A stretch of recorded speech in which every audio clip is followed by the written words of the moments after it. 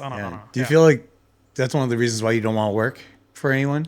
Yeah. Honestly, I think I just realized that might be a big part of it. Yeah, because I mean, one of your first big boy jobs, you already said that they made you sound like you're replaceable, right? Yeah. And like they were fucking yelling at me and shit. Like they felt like I felt like they were like maybe kind of like my dad. Whoa. Welcome to Guys That Listen. I'm Peter, and today we got special guest Mayank on the podcast. I'm Mayank. I'm unemployed, so looking for a job. If anybody wants to hire me right now, Dude, okay. If we're gonna go right into your unemployment, fuck it. what is going on, bro? Like, he's a friend, so I'm gonna roast him a little bit. Why so long? Dude, I don't know. Okay, my last job was honestly it was like my first like official major job and things like that, and I feel like it was kind of like a shitty experience, and that like rubbed me the wrong way. What was the job? It was at Lucid Motors. It was basically a DevOps engineer at Lucid Motors, and basically I was hired for contract, but that kind of meant that like a lot of my coworkers were also contract, and they were like overseas like visa employees, and management just like I don't know, like it showed me like that negative side of like corporate management kind of stuff, like where they're like just very like demeaning almost. They're like basically I was told like on a semi-regular basis, like, oh, like remember you're replaceable, and like I was yelled at for like, bro, this is my first job. I was like, I don't even know what I'm doing. Wow, how long were you there for? I was there for about like 8 months, so it wasn't even that long. But overall, like there was like insane overtime. It was just I don't know. Yeah, management was really shit, man. So that kind of like really rubbed me the wrong way, and I like saved up a bunch of money. So I was just like, fuck it. I'm gonna just like live off of that for like a minute and just like spend like an early retirement, even though like early retirement. How old are you now? I'm 27. Yeah, hey, like your 20s, like okay. I thought about it like this: like when I'm 60, I'm gonna be less like physically capable. So at least this year, like I'm like capable. I can like do shit.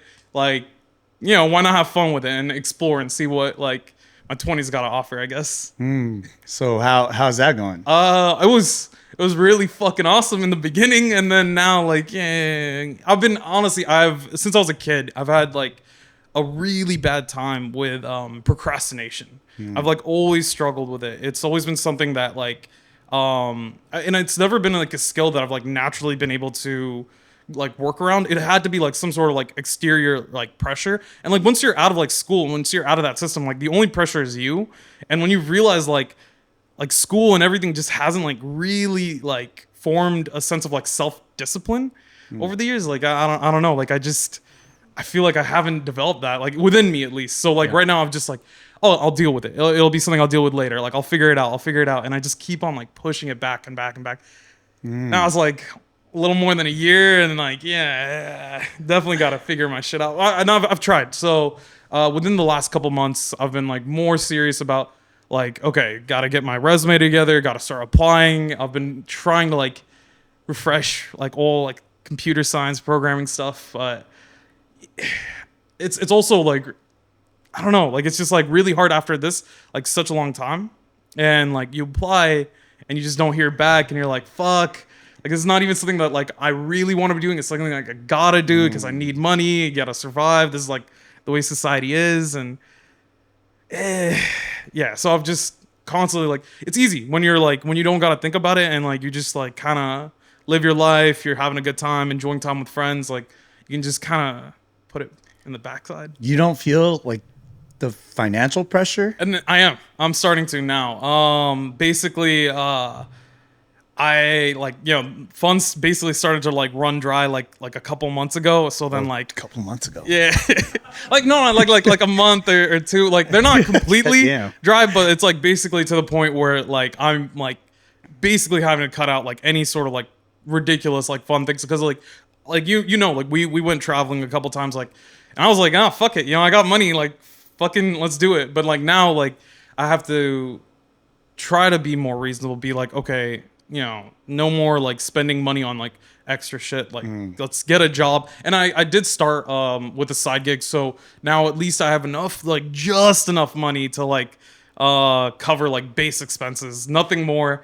But it's something. That's crazy that you held on this long, dude. Not No, gonna lie. but like think about it. Like it's you know, how often do people like get to experience something like it's stupid, it's ridiculous, but at the same time, like, you know, I do regret it, but at the same Huh? time, I mean, yeah, You regret it? kinda, you know, like now it's been so long, like where I apply and I just like, I think companies see that gap and they're just like, like, I don't know, like this guy is just lazy or some shit like that, which kinda, but like also like I'm willing to do work if I feel like it's like purposeful, you know, like I feel like I get like some sort of like something beyond like just making some like rich company like richer, I guess. I don't know. How long was it from when you graduated to your first job? That was about a little less than a year.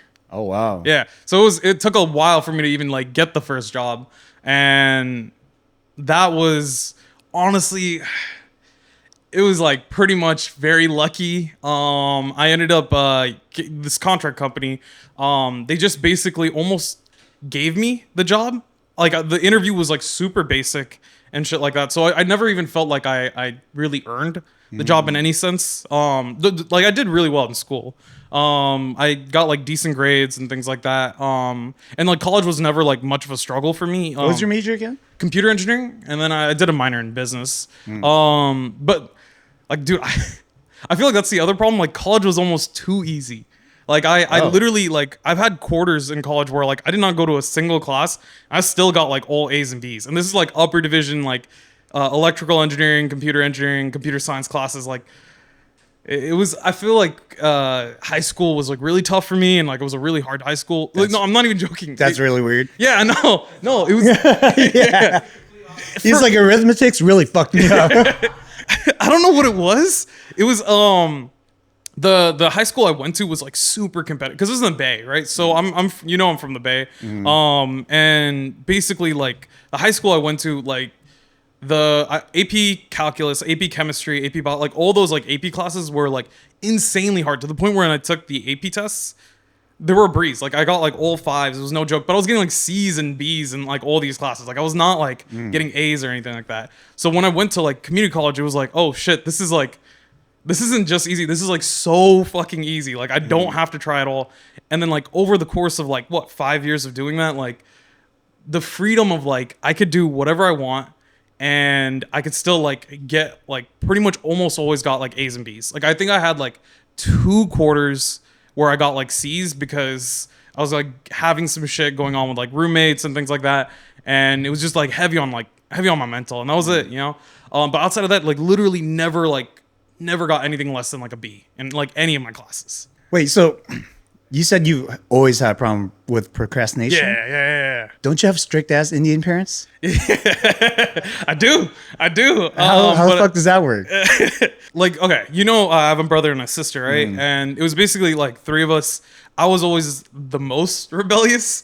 So like, I always did like pretty poorly in school and things like that too, relative to them. Like, still was taking like AP classes and shit, but like I actually failed English, both like junior year and senior year. English. Yeah. Of all the things. Yeah, exactly. Dude, I just never did the homework.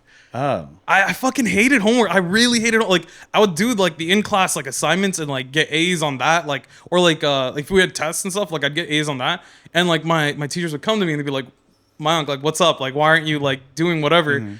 And I'd just be like I think the other thing is like for me, the teacher really mattered a lot. So like if I respected the teacher, I felt like the teacher was like really putting in the effort, I like would want to put in more effort. When I realized like once I got into college, like I can't really be doing shit like that. But yeah, with going back to parents, I just got beat along. You just got beat a lot? Yeah. Up until like halfway through high school, like they just beat my ass. You know, that was it. So what was it over? Like grades, like a lot, and like also over because I would talk back. Like I would talk back to my parents a lot. I would like I get kicked out of the house like a fair number of times. That was like a whole thing. But Yeah, so like anything like and everything, I would break shit like by accident a lot too. And like my parents were like the type of parents where if you spilled like milk, like they would fucking lose their shit or something. Like they're like the it was like house arrest, like 24/7. Wait, so why were you the most rebellious? So I feel like since I was young, I never had like I don't always had like a problem with authority, I guess, to a degree. Like I really never I never like liked people that had this like sense of arrogance or whatever, like this idea that they're better than you, or like this kind of like absolutist mindset, like I'm right. Like I feel like with a lot of Asian households, like you hear that whole thing, like listen to your elders, Yeah. like they know what's right. And since I was a kid, like I remember, like even if I would have questioned something, it was like I'm older than you, I know what's right. Shut up, like listen to me. And that, like from when I was a kid, that drove me mad. On top of that, because we had like a very strict like parent, like very very strict. I often felt like I had to like defend my siblings to a degree. So that kind of like I had to be like, while like my mom was kind of a barrier too, like I had to sort of like step in and also like be a barrier, and like whether that meant like lying and taking like beatings for them or some shit like that, or yeah. Lying and taking beatings for them. I didn't do it all the time, bro. When you're like 6, you're not gonna do that all the time, but occasionally, yeah. Can you give me an example? Because I'm curious as to what you lied about and what kind of beatings you took. So like if they broke something, right? Like if my brother okay. would like break something, or if he'd like fuck up on something, like I would lie and say like, oh, I did that. Wow. Yeah, because like dude, like when you're a kid, like you don't want to see like your like little brother get beat or your sister get like in trouble for like some like dumb shit or something like that. So like I feel like because of that, I kind of always got that like, fuck you. If you tell me to do something, I want to do the opposite. It's not always good, but That's so interesting. Because when I think of rebel, yeah, I'm not. I don't think of you. Yeah, no, not at all. You know? Yeah, I feel like that's a dichotomy. Like I'm both like very like I'm not confrontational to like most people. Yeah. I'm not like a very like aggressive kind of dude.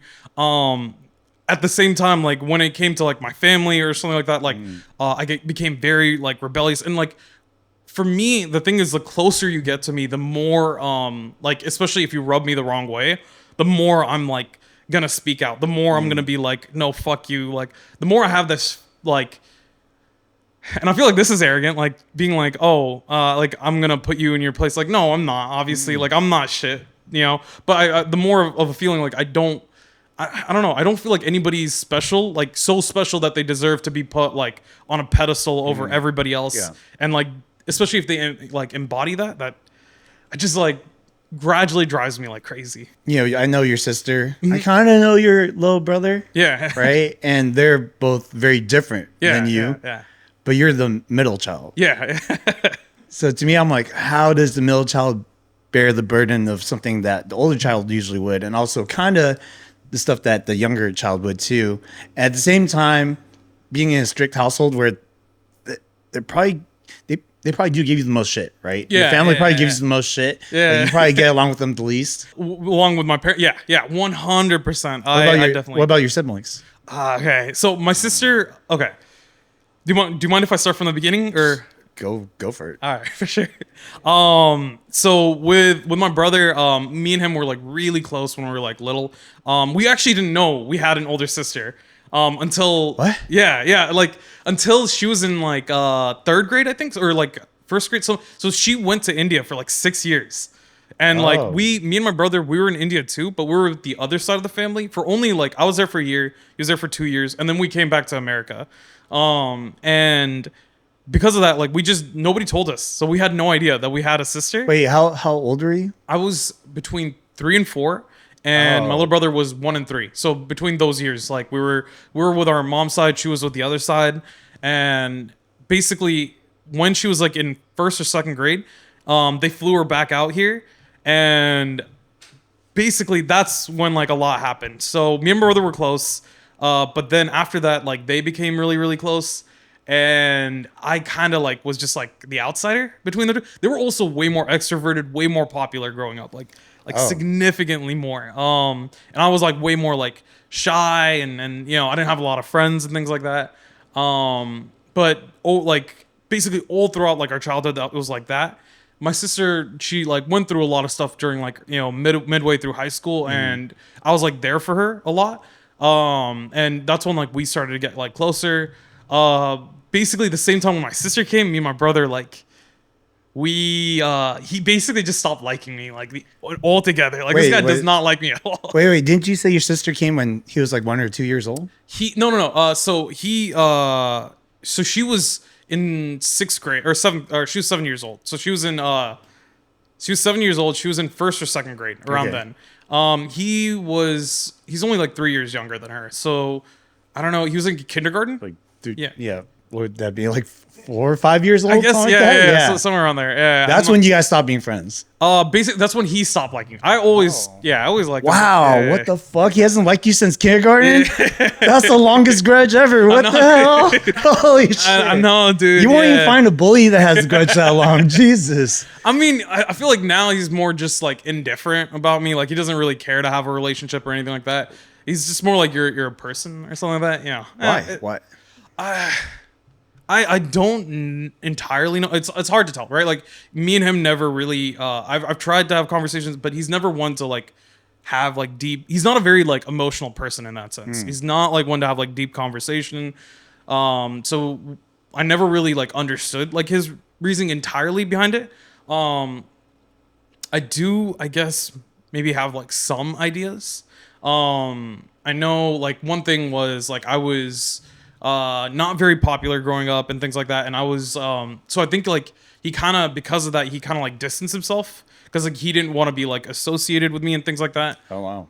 And I think the other thing is like he really bonded with my sister really hard. And I think that like he just I don't know. That's, Like yeah, that's like, wild part- though, because just because you're not the cool kid and I you're mean, also when you're- getting your ass beat over him, like Yeah.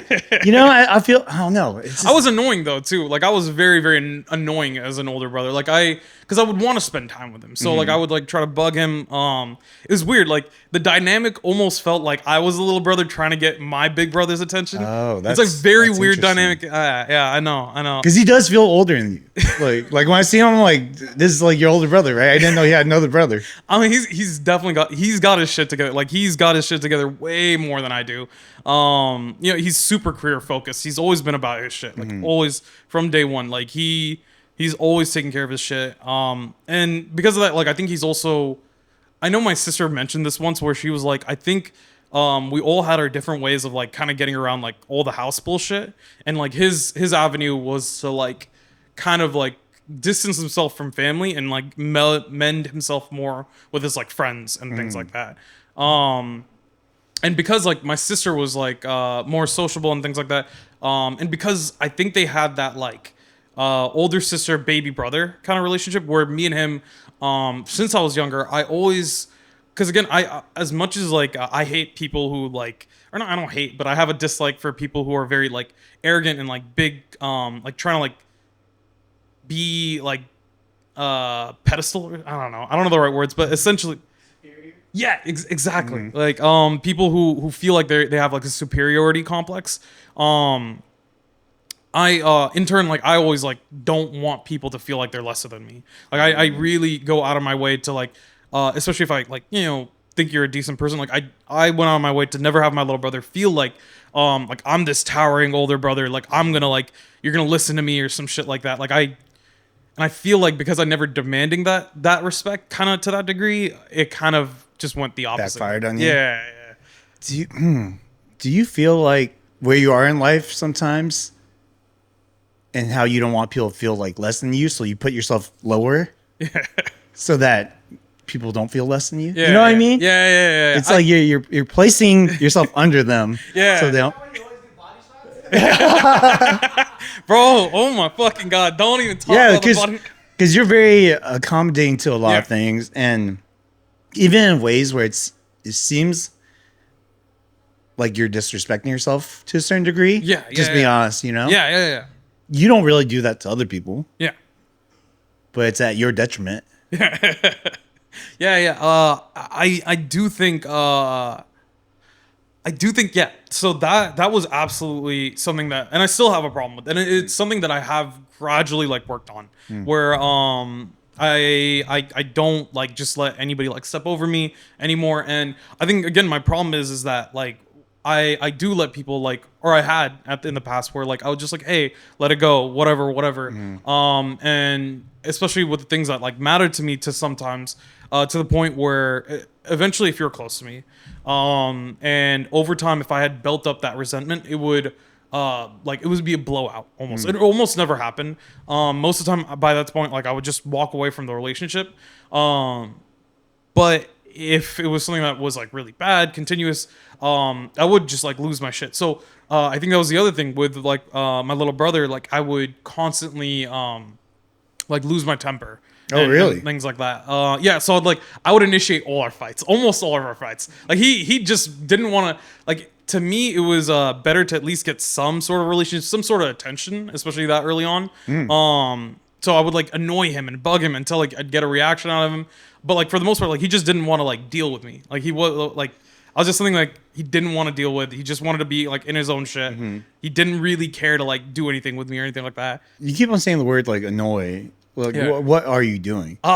Dude, no, literally like the most petty annoying shit. Like literally like like poking him or some shit like that. Like literally like fucking annoying him or like fucking just I don't know. Like he he had this weird thing where he always liked to like walk in the house with like just his boxers and things like that. So like I would be like, bro, just put some shit on or something because we shared a room and shit. I was like, dude, like if somebody was over, like I'd be like, yo, put some shit on, right? So I'd take videos and he'd get like annoyed about that or some dumb shit like that. And you knew that was annoying. Yeah, I knew like I was purposely trying to annoy him and things like that just to get like rile him out, like or say something that like kind of like would bug him. But that was like really early on, and I kind of really over time I was like, yo, this is not like healthy. This is not okay. So over time I dialed that down like really hard. And I also like now our relationship is to the point where I no longer try to like force it. Like while I do care about him and I really do, I also deeply understand that you can't force a relationship. Like it doesn't even matter if it's a family or a loved one or anything like that. You know, like the most I can do is like, you know, I'm always there for him, but I'm not gonna like, you know, if my presence or like me being around like isn't something that he particularly desires, then you know, like the best thing I can do is like, hey, take a step back and just let him be, you know. At the end of the day, like while I would like to spend time with him, things like that, and have a relationship with him, I feel like when you really care about someone, the important factor is, you know, what makes their like life fulfilled or happy. Can I ask you, why do you care so much about your siblings? Yeah, absolutely. So I feel like a big part of that is just we grew up in like a very like difficult household, and I think very early on, like because I had that like role of like kind of being that barrier, you know, in between them to the best degree that I could. I feel like that like shared experience is what I actually feel like makes us siblings. You know, not that we're blood, not any of that. It's that we had that like difficult shared experience, and then we have that like that common childhood. You know, that like bringing. Yeah, exactly. That really like forms that bond. Oh, that's so interesting. Yeah, we're like honestly, they could not be blood related to me at all, and like I would not feel like any different, not even Really? an ounce. Oh, wow. Yeah. So it's going through the same hardships that make you feel sentimental towards it. Yeah, absolutely. And I feel so with my mom, I have like a very like back and forth relationship with her. I have like obviously some set of like issues with like the way we grew up and things like that, but at the same time, I feel like she was the first person to show what like unconditional love looks like, and I feel like it's a very rare thing.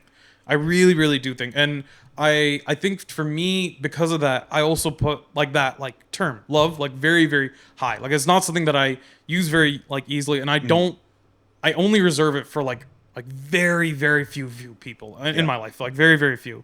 Because to me, the only love that I feel, at least, is like the unconditional version. I feel like it's rare, right? Like you don't get it very often. What do you mean by unconditional love? Can you explain that? So, you know, just like the definition, essentially, like no matter what, like I will always like love those individuals. Like literally, no matter, like they could literally be stabbing me, actually stabbing me in the back, Wow. and it would still be like I might fucking kick you off of me or some shit, but like I will like always love you, you know, no matter what. That's insane. Yeah, yeah, But that's because that's good for me. Like I don't know what the fuck unconditional love yeah. means. You know what I mean? Like I get what it means in a dictionary like standpoint, but as far as like what I've experienced, I'm like, damn, I don't know if I could do that to anyone. Yeah. And they would still accept me for that. You know, that's Yeah. kind of like what when you said that your mom first showed you that, what Yeah. was she doing to show you that?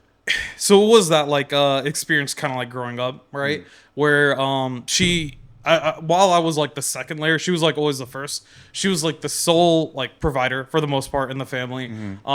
She would like literally like I would not see her from like morning to like by the time I was like knocked out. She was like working, providing for us. Like and then like on like when she was home, like she would like cook for us. She would like help us with homework. She would like clean. She would do like everything, and like her whole life like revolved around us. And while I feel a large sense of like I indebted, like extremely indebted to her. That experience also like showed me like she literally would do anything for us to like an extreme. And I feel like again that is extremely rare. Like you don't see that, right? And I'm not even saying it's a good thing. Honestly, I don't necessarily believe like love is a good or bad thing. It is an extreme human emotion, right? It is an experience that is like core to like almost every human being.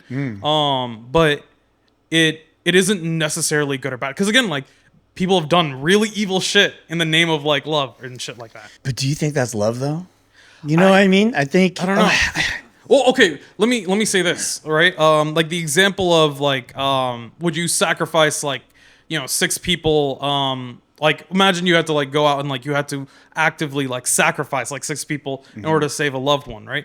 The act is like essentially, you know, in a sense evil. Like there's an evil component to it, undoubtedly, yeah. right? I get what you're saying. But nevertheless, like that is still love, right? You did it because like you wanted that individual to survive. You cared about them enough, Yeah, where that's a you good were point. willing to take on that sin, that burden, however you want it. Like, Okay, wow. Hopefully that never happens. But yeah, shit's yeah, 'cause- definitely kind of dark. wait, why? Okay, first of all, who do you have that for? That unconditional love. I know you said your mom, right? Yeah, You didn't mention your dad. No. Are we going to that? Yeah. All right, so that one's a lot, but basically, I never. So since I was a kid, honestly, I just never felt like he fulfilled the role of like a father or a father figure or anything like that. And because of that, so like probably you've noticed that like I don't call him like my pops, my dad, or anything like that. Like at most, I'll say like biological father, so, like something almost like medical, you know? Yeah. But that one's man, that one's like really that one's like kind of cut deep and shit. But so I mentioned how like I lived in India for like about like a year. During that time, I have really good memory. I remember being a kid like in India, like I remember all that shit, and I remember basically thinking that my grandparents were my parents. Funny enough, my grandpa hated that. He didn't like me too on top of that. So As a kid? as a fucking 3-year-old, dude. Jesus Christ. Like, what were you bro, doing? this did not fucking. Admittedly, like, bro, since I was a kid, I was like Come out of the womb like poking people and shit. Like, No, dude, I was like troublesome, man. Like, I was always getting myself into trouble. I remember one time I thought like my grandpa, like his car had like tire issues or something like that. I don't know how. Me and my brother, we got like little tiny like stones or like tan bark or something, and we ended up taking all the air out of his tire because we thought that was the problem. So like too much air. Yeah, too much air. And like basically that was like all the time. Like we were doing some dumb shit. He had a gun and like that's What? India, bro. He had a gun. So like I didn't know they had guns in India. Like, bro, I don't even know. So it was like one of those like I don't know if it was long or I was like 3. So it was one or the other, right? It's one or the other, bro. And like me and my brother, we held it up with like 2 hands. or 4 hands, and like we aimed it up in the sky. We woke up super fucking early for this. You shot a gun when we you were shot 3 a gun. years old. I felt 3 or 4, one or the other. What the fuck, dude? Bro, the fucking whole neighborhood, like everybody woke up, and because my little brother was younger. Sorry, I know this is a bit of a tangent, Yeah, but that's how it I was works. like, fuck it, let's just get into it. Yes, your little brother is younger. Usually, that's how it works. But because of that, like so for some reason my grandpa really liked him, so he was like the favorite for my like grandpa and things like that. So he never got in trouble, and like my grandpa would like always get in balloons and shit like that. So weird. Yeah, even though we were doing everything together, like everything we did, like that Is was that like a superstition thing where the middle child's just not that liked or what? I don't know if this is true, but I think part of the reason is so I actually look a lot like my like that guy, like father or whatever, right? Your sperm donor. Sure, yeah. I like that. Let's go with that. But I look a lot like him, and I think both sides of the family, they don't like each other. Like one side dislikes the other. Like it's like really, really fucking bad. So how did you feel like your grandparents or your parents when they also treat you like they didn't like you? I remember this, right? Again, my memory is insane for some reason for like long term. Sounds like trauma. Yeah, I guess so. Like if you do it enough, you're gonna remember all the big moments. Yeah. I basically my mom like left us in India because like I was sick all the time and like she couldn't take care of us and things like that. I basically remember my mom like leaving. I was like crying, like 3 years old, and she left in a white van. And I remember blacking out. And the next second I woke up, I completely forgot about her. I did not have any recollection of my mom like at all until like years later when I met her again. Then I remembered that like moment of like the van and everything. And Whoa, like that sounds really weird, dude. Yeah. Like that sounds like something happened. yeah. Like you suppressed a memory. Yeah. But because like I was really attached to my mom when I was a kid, like really like especially when I was like a baby. And after that, like I essentially thought my grandparents as my parents because like these are the people who are taking care of me. Like this is mom and dad, and like every time I'd call him like papa, like I think that's kind of like how you say it in like Hindi or whatever. He would like always like without fail he would be like, I'm not your father, like without fucking fail. Oh, wow. And it was like really like for the longest time ever it was like that, to the point where, and I feel to this day I feel really guilty about it. I became so frustrated, and I was 3 or 4, but I hold that like really I hold a lot of guilt towards that. Basically, I got frustrated that my brother was constantly getting like this preferential like treatment. Like we would do everything together, like, but he would always like only like beat my ass. Like he would not do anything on my little brother. He would like get my little brother balloons, presents, and he'd never do anything for me. To the point where like one day early in the morning again, I took my little brother out, and I was like, I don't know, like anger filled me up, and I jumped on his stomach. Like I was like, hey, let's play a game or something like that, and I jumped on his stomach like 2 or 3 times, right? And he started crying and things like that. Like as a 3-year-old will do, right? Yeah, I kind Yeah, of see why your brother didn't like you. After that, maybe you'll hate somebody if they, But I mean, okay, to be fair, like I'm not trying to make fun of you at all. Like I'm just trying to pick up on these patterns and try to make sense of it because, it sounds like there was a little bit of jealousy, right? Yeah. And also, you didn't get that attention that you need because children need that kind of attention. And your brother was getting it, and in a way, it's almost like you didn't fault him because it wasn't his fault. Yeah. But you were acting out. Yeah, especially at that young of an age. And don't worry, I learned my lesson because so immediately after that, he starts crying. And I'm like, all right, like do it on me. So that, like in 3-year-old, like we're even. Like if you do it, like we're all good, no worries, right? But obviously I didn't realize how bad it was. And I want to make this very good. Like to this day I still hold that guilt like very very close to my heart. Wow. And because he went to the hospital after that for 3 months. What the fuck? Yeah, it was, and bro, we're like 3 and 4-year-old, and basically, so the only one who was like nice to me was my grandma, right? And during those 3 months, she was basically bedside with him the entire time, for like the entire time. Oh wow! And basically, I was stuck at home with my grandpa, and again, I just made his favorite child go to the hospital. So now he really hates you. Oh, he beat my fucking ass, and he got like this tutor. or whatever to make sure I do my homework. And I tell him like I'm done with my homework. Like, bro, basically it was like every fucking day I was getting my ass beat. Like first from him and then by the tutor. Cause like, Oh wow. yeah, and it was like that for 3 months straight until my brother came back home. And you were like 4 years old. Dude, Yeah, so yeah, that's yeah. pretty fucking wild for a childhood, dude. I mean, I did I'm go. not- I did make him go to the hospital. I know. Yeah. I get that. I mean, but you're a kid. You know what I Yeah. mean? Like I did a lot of fucked up things when I was a kid. I didn't know any better. But as an adult, you kind of understand the children, you know? Yeah, yeah. But kind of going back to what we were talking about earlier. Well, you mentioned that you saw your grandpa as like a parent.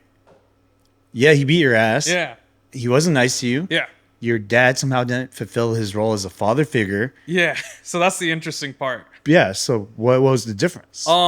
Basically, when one night, right, we woke up, or I woke up, and basically my biological father was like there, and I remember in that moment I was so excited because I really wanted like a father figure at that moment, and basically. I was like super excited, super enamored with him. Like I was like finally like somebody who actually wants to be my dad, and he was gonna like take us to America and things like that. So that was probably the first and only time I think I really saw my father as a father, and that like I had that like love for him in that moment. Pretty much after that, like it went downhill like fast. Why? Basically, so while he was like very nice and whatever, right? In that initial meeting, he flew us. We saw our mom for the first time again. I was like, "Oh, this is your mother." I was like, "Oh shit." Not very long after, we got to see like who he actually was, and he was like a very very physically abusive and like very verbally and mentally abusive. He's something for sure. So I think most of my life I think I also just was like looking for like a father figure and things like that, because he just wasn't that. Like he never did those things that like oh, like your father's supposed to like teach you how to shave or something, like teach you how to ride a bike or anything like that. Like he fulfilled like almost none of those roles whatsoever, Yeah. So he's a piece of shit. So yeah. Yeah, no, I'm just thinking because your mom taught you unconditional love. Yeah. But his is kind of conditional. Oh no, his is not love. I don't even believe he has love. Well, that's what I'm saying. Like, Yeah. like the love, if you were to give it to him, it would be based if he fulfilled his yeah. fatherly duties, right? He's okay. So he's also like a very traditional like Asian Indian man. Like he believes he's the head of the household, even though he doesn't work and things like that. Oh. He believes that and I think that's the thing that also really bothered me, is like he had such like a pride or an arrogance about him, even though he was more or less a bum, honestly. And on top of that, like he had like a very like an ownership attitude towards us. Like he viewed us as like his like property almost. Like we were his things. And I remember like he would like tell like you like you listen to me because I'm your father. Like it was like a very like we were property to him, and if you do what you're told, you're to the benefit of him in a sense. And yeah, I don't know, man. Like in the end, I still understand he's like a human, right? So like while my perspective's like really warped and things like that. And honestly, so the craziest thing is like when I hit 20, I finally think I was like able to finally like, because I was like finally out of the house and things like that and away from him. And the craziest thing is like I remember, so his father passed away before even my sister was born, and my mom told me that was like one of the only times he cried. And I remember as a kid just feeling like while he was a shithead and everything like that, I should have at least fucking once, even though he's like a fucking piece of shit and I fucking can't stand him, I should have like been like, hey, I'm sorry for you. I feel like that was like hard, like I did. I was probably one of the few times where like I went out of my way to like reach out to him, and I called him and I told him like, hey, while to me he's like the person that had the most negative effect to me, I still understand like at the end of the day he's not like a fucking dictator. He's not a fucking mass murderer or some shit like that. He's a person, and while I don't want a relationship with him, I still understand that he went through whatever shit. Well, not even if he might not be like a empath, like he doesn't give a shit about anybody else or whatever. Like I need to try to not be like him. So I gave him a call and I was like, hey, sorry about like, what you went through. Sorry about like, and I think a couple of other small things that he went through. I was like, it must have been tough. Do you want to talk about it? Blah, blah, blah. But outside of that, like I've, ever since I moved out of the house, like I've had very minimal contact with him. Like unless if it's like involving my brother or my sister, like I basically more or less don't talk to him. Do you not feel like a yearning for a father figure anymore? Like you're just completely over it? Yeah. At least not from him. No. I think, I don't know. I think I don't necessarily have that yearning, but I do definitely have like maybe a slight bitterment towards the fact that I didn't feel like growing up I had one. We didn't really have any like nearby, like too many nearby extended family. We had like one that was in San Jose for a while, but then they moved away. But yeah, I definitely did feel that like, and I still kind of do, where like it's just kind of hard where like you didn't have that person to look up to, you didn't have that person to guide you to some degree. And don't get me wrong, my mom and my sister, they really did a lot to raise me. Honestly, they were the ones that raised me. And it's crazy. Like my sister's only a year and 3 months older than me. Like from when we were kids, bro, she was like a second mom. She was like raising me, bro. She was like making sure I'm doing my homework when my mom couldn't. She was like cooking and all that shit for me. So I'm very grateful too. At the same time, I'm like, some people don't have any parents. Yeah, at all. So I am lucky that I had like that experience still. This is sound a little cryptic, but you gave him a call when his father passed. His father passed 20 years. Yeah. Okay. So I was like, calling 20 years later. Console him. Yeah. About it eventually. Yeah. Right? How would you feel if you were to pass? Like I know it sounds like a weird question to ask, but it's like, it's almost like you don't think about those things till it happens. And I want to ask it because I feel like no, absolutely. maybe it's something to consider. Yeah. I have thought about that. I've thought about because my relationship with my mom's also like mixed. But I've thought about that for both of them. Especially because now, like, I'll occasionally talk to my mom, and she has gotten older, and I see that mortality. So I know that this answer is also very presumptuous, and it comes from an idea of like thinking like, oh, I know me and things like that, where I really don't. In the moment when it happens, I honestly I don't know, but I truly believe it'll be nothing. I don't feel like I'll feel anything. I'm not gonna go to his funeral. I don't care for that. To me, he's just a stranger where I had a really bad history with, but while I don't want him a part of my life anymore, and I do still have that like, in all honesty, hatred. I know it's hatred. I want to try to be past that, and I try to understand that like while that hatred exists. He's still just an individual. He's just a person. And, I wish him the best. I hope he at the very least becomes a better person to the point where he stops abusing other people, making other people's lives so fucking negative, so fucking bad. And I wish he somehow finds fulfillment in life and things like that. But he, to me, he's just a stranger with bad history. To me, I don't understand why. Again, I'm trying to understand you. So I'm stating that I don't understand why with your siblings and your mom, you could put them in a place of unconditional love.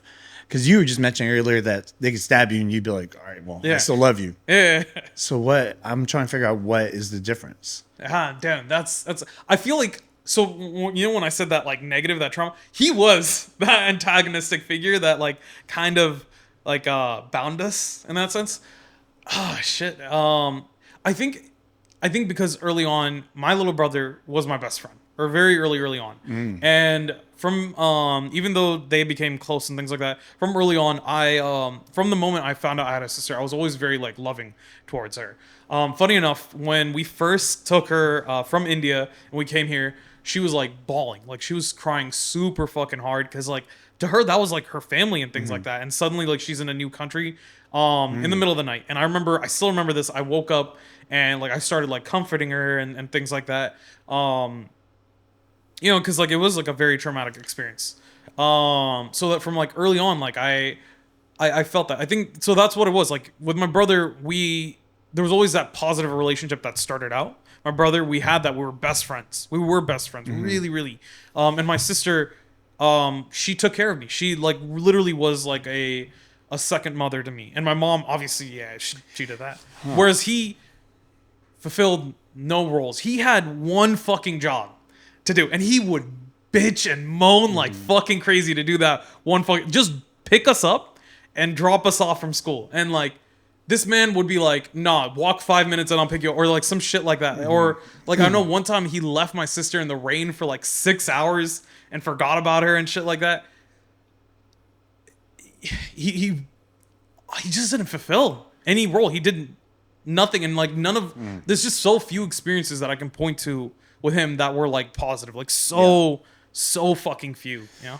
Yeah, but I mean, see, the point where I'm like not connecting the dots is that while he didn't fulfill the role or the things that he needs to do as a father, that's still a condition that you placed on him. Very right? true. Yeah, but it sounds like to me that the reason why you have a hard time considering him a figure that you care about is because it sounds like he's done harm to the people that you care about. Yeah, and that seems to be where the dilemma is, right? Because you almost don't care if people do harm to you.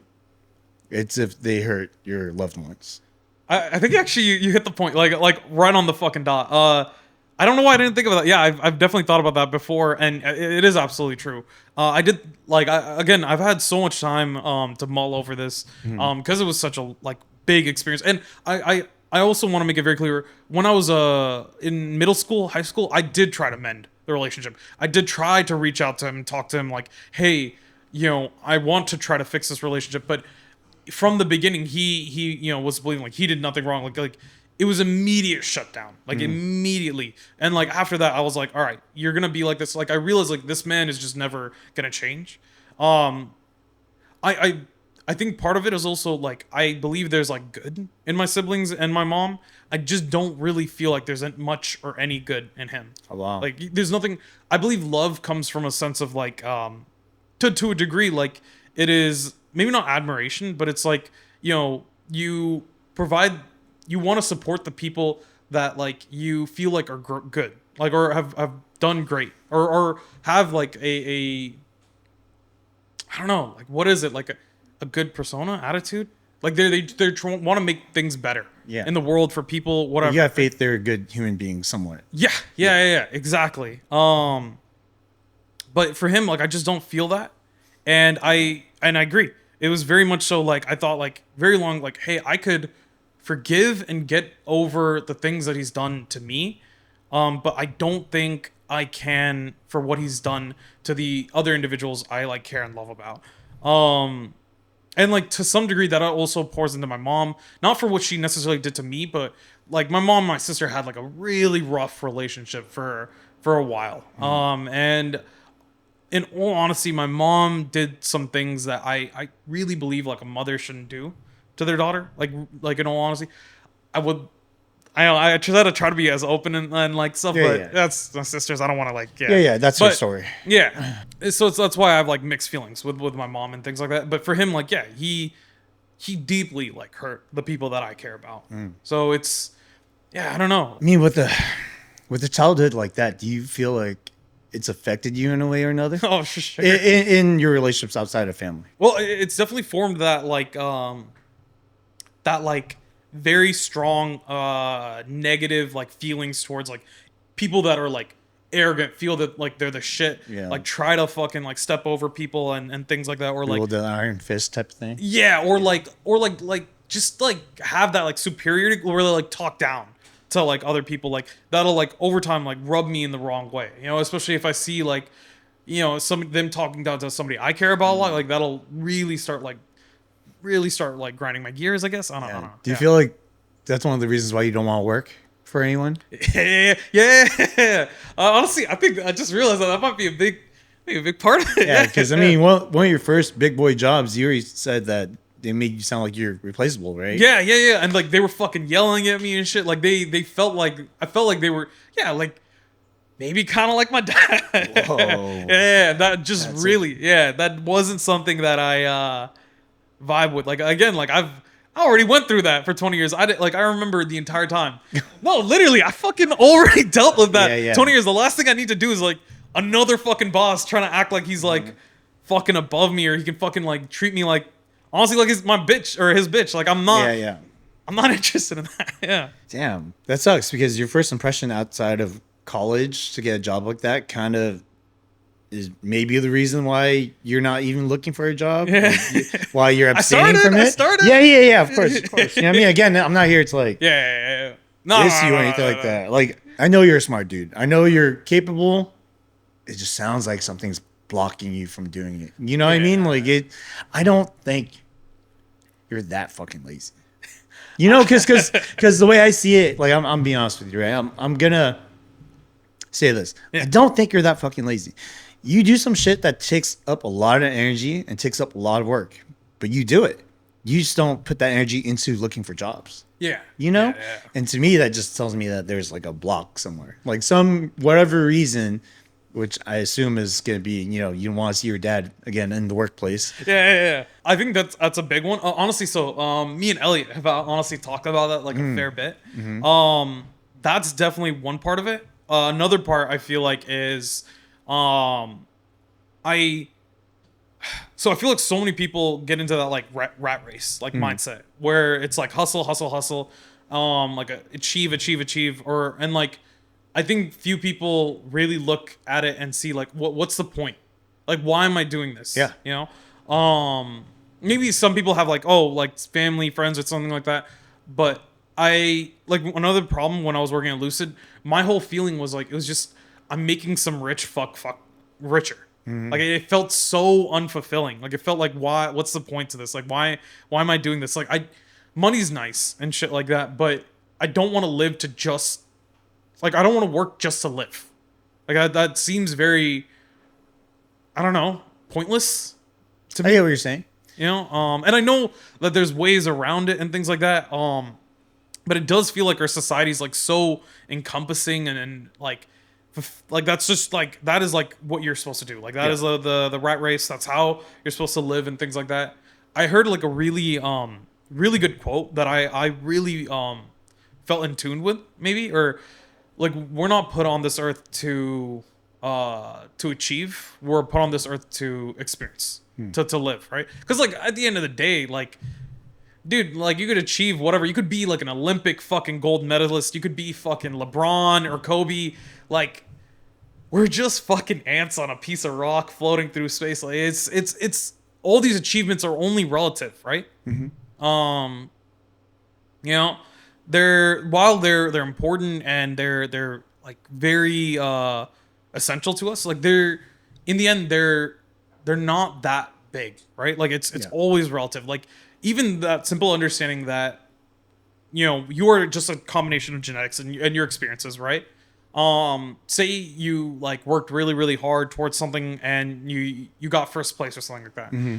I feel like there needs to be an importance of like understanding like, you know, that doesn't mean like you are the best that could have ever been, right? You are the best maybe at that time or at that moment. Yeah. And that is an achievement of itself and should absolutely be like valued, but it's not the end all be all, right?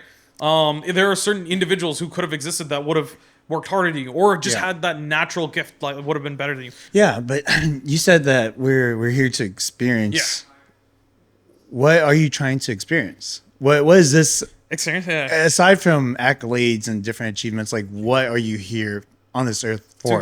Like what's your purpose? If you mentioned that you don't want to make this guy rich, like those achievements are cool and they should be valued, but what is your purpose? You said you don't know what that is. Have you ever felt like you might know and it didn't pan out the way you thought it would? Why did you choose your major, first of all? I didn't choose it at all. Oh. It was like a whole fucking thing. I basically was kind of like forced into it. So like when you grow up as an Indian, like that whole thing is you're either a doctor or an engineer. Well, maybe if you get lucky, your parents are like, oh, lawyer and accountant or some bullshit like that. Lucky lawyer lucky. account. Wait. Why is being a lawyer account lucky? My mom's like lawyer, liar, some shit like that. I Oh. don't fucking know, dude. Okay, gotcha, But she okay. she is weird. They're also really superstitious. Like Indians can be like, and I don't mean to generalize. At least from my experience, there are at least my parents very superstitious, like extremely so. But there's that prestige and money that comes in engineer, lawyer. So I was like fed that my entire life to the point where I would get into arguments with my mom, like, fuck that. I'm not gonna be like some like typical American Indian boy. Like, I'm not gonna be an engineer. I'm not gonna be a doctor. Fuck that. I'm gonna do what I want. And I was like, I don't know, mom. I'll do fucking like I was like still saying like physics or math. Just like no, there's no fucking money or prestige on that. Like, all right, whatever. But basically, when I transferred from De Anza and Foothill, I got into basically every UC and CSU that I applied to, except for except for San Diego State for some reason. Random. Yeah, dude, like I fucking got into Berkeley, but like Yeah. fucking San Diego State. Basically, during that moment, I got in for various engineering degrees because that's basically what my mom demanded. And So it wasn't what you wanted to do at all. not at all. But I was like, all right, fuck it. If I'm gonna do engineering, whatever, right? But I got into my dream school, which was UCLA, and I really wanted to go to UC. Like one, when you're a kid, you're from the Bay, you feel like LA, like it's so much more fun. Like it's the fucking like it's the city, right? At least you're fed that, you know, that stereotype or whatever. And I just wanted to get away from like home and shit like that. LA just seemed like the perfect spot. But I got in for I forget. It was either shit. I forgot. It was either I think it was mathematics of computation. So it was still like maths. But my mom basically wanted, because she's from the Bay, right? And she sees how much these like software engineers, how much money they make and things like that. She was like, I want you to go into computer science, computer engineering, something like that, right? I didn't get in for that. And I talked to the admissions office like, hey, is there any way I could transfer into that or something, right? And they were just like, no, like it's impossible as a transfer. Oh, wow. It's just not possible, especially because it's so impacted. So like me and my mom got into argument, and she was basically like, if you don't go, like she basically threatened, like, so while I got like full ride for in terms of like tuition and things like that, Yeah. there was still like housing costs and things like that. And as a kid, like you're fed like like student loans are the fucking worst and things like that. And my mom was basically, and so I was like, I was terrified of getting them and things like that. I didn't know, like, I didn't want to like start my day off or my life off with a crippling debt and things like that. My mom, she had like a college fund and things for us, and she was basically like, if you go to UCLA, I'm not gonna help you. Like, I don't, like, you're done. I'm gonna disown you. You're done. Like, Disown you. yeah. To like that level. Kind of makes you think like unconditional love. I don't know. I know she was just mad in the moment. She was just saying shit, but at the same time, I was terrified. I was a kid. I didn't know. So what'd you do? I ended up going to UCSD and doing computer engineering. And I fucking hated it. That's why, dude, I was telling you, when I didn't go to class for like, other than tests for like whole quarters and shit like that, I literally did not fucking go to class. Like, I would like just fucking do the homework assignments like as quickly as possible. Like, if that shit was due on Wednesday and they gave us a week to do it, I'm fucking doing that shit on Wednesday. I'm like 20 hours in or some shit like that. Like, I was procrastinating as far as I could. But like, because of my high school experience, it was all relatively easy. Like, until I got to really high level classes, like I struggled a little bit, but it was like mostly very, very easy. I put like, for the degree, I put in so little effort. But yeah, I hated it the entire time. I fucking hated programming. I still, to this day, fucking hate programming. But you don't know what you love though. No, not exactly. I did enjoy physics, and I'm decent at math. So what is it that you enjoy about physics and math versus like computer engineering? Well, with computer engineering, it's very detail oriented. And so there's a reason I don't like English either. I hate writing and typing. Like, I've never liked it. It's never been my thing. And there's also like a variance. Like there's multiple ways to write a good essay, right? And I never liked that. With like math and physics, there was always a clear answer, like a clear path. Yeah. Right. You do this, and you get to that. Computer science, while it's still very heavy on like math and logic, it's weirdly like there's a weird flexibility to it Yeah. that like I really dislike. And there's a very high level of like detail. Like you have to be very detail oriented. Because like if you make like a single typo or single mistake, you'll spend like hours like figuring out like, oh, you made a 0 or a 1. Like something as simple as that or some shit like that. And that shit drove me insane. Like I remember I submitted one assignment. I got a 28% on it. And literally like an hour after the due date, I figured out like it was literally a 0 that was supposed to be a 1. And then like I resubmitted, but it was too late. They have a grade checker essentially. And it would have been a 98. Wow, that's crazy. That's literally what CS is. It just sounds like it's kind of tedious to do. And there's a lot of like commenting too. So you have to basically comment on your code explaining it, and you have to like test it essentially. So you almost have to make your own like grading for your own program. So it's just I didn't do that growing up. That was not the thing that I was good at. I was good at math and like science. I fucking hated it. So is it because you felt like you're better at the other subjects? That's why you liked it? Yeah, like with physics, I think I really enjoyed it. Math, I was just good at it. But with physics, I enjoyed it because I've always enjoyed sciences. I always felt like there was something about it that felt very concrete, and like it was so interesting to learn about the world. Like you're really learning about the world. Like I know a lot of people think like physics is boring or some shit, but like when you learn about like modern physics and you realize like the edge of what is possible in our reality, dude, it's so fucking cool. Like it really is. Like when you learn about like time dilation and like fucking wormholes and like all kinds of like relativity, it's kind of fucking cool. You know, it really is. I mean, how come you just didn't go back and change major? Like, what do you mean? Like while it was happening or what? I mean, now considering that it's like you're done with school. Yeah. How come you realize that you don't hate, you don't like these jobs within that field. I don't have money to go back to college and shit like that. I mean, you're young as fuck, dude. Like you could get a regular schmegular job and fund my way through the college. Yeah, you know what I mean, because right now you're okay with your funds being completely depleted. It can't be that fucking bad, you know? Yeah. True. And I'm not even saying school's the fucking way. Like I'm not good at school at all. Like, I'm not going back to school. But as someone who's forced into something they never liked, and you kind of already have an idea of what you do like, why not explore that?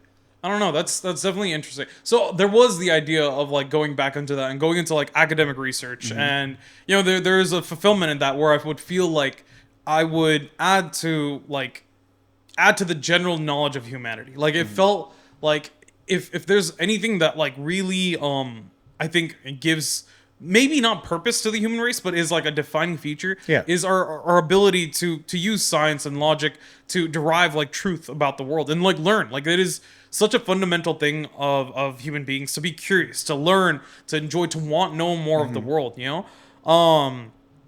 And that I feel like would be awesome. Like I would love, and my sister has that same thing where she wants to like learn more about cancer research, and she's going through that to do, and even my little brother. So in that way, we're all very similar. All of our reason behind why like she's doing it and he's doing it. He wants to go into nuclear fusion and find out a clean energy source for the world. My sister wants to go into cancer research, help people. Like we're all, and I think that's really because of our mom. Like even though my mom, she does not give a fuck about the rest of the world. Like she could not give a shit if somebody's homeless. She's like nice enough, but she doesn't really like. That's not her thing. She cares about her kids. She cares more about like the vain metrics of things. Yeah, like your profession, if it's viewed in a positive light, exactly, and how much money comes with it. Exactly, and like that's what she cares, and she cares about like her kids and things like that. Like they need to be well, they need to be successful and shit like that.